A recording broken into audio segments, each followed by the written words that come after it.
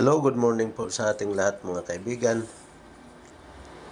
For today's video po ay ito, karne ng dalawang klaseng karne ng baboy at karne ng manok.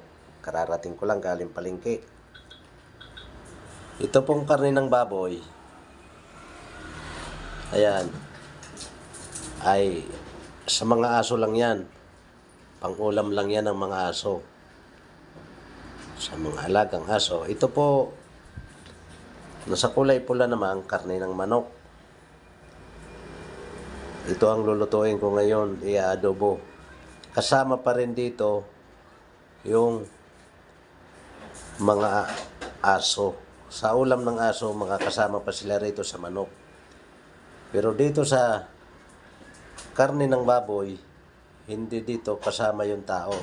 Talagang budget ito para sa aso. Okay po mga kaibigan. Thank you for watching. Ito naman po mga guys, nagluluto na po ako ng adobo. Ito na po yung magiging ulam namin ng mga alagang aso ngayon. Adobong manok. Bukas na sila ulam ng baboy. So ngayon, kasama muna sila dito sa ulam namin na tanghalian. Adobong manok. Ito po, pinapakuloan ko na para lumambot. Meron na yan. Paminta at saka daon ng laurel. Saka linagyan ko ng chili powder. Okay po mga kaibigan.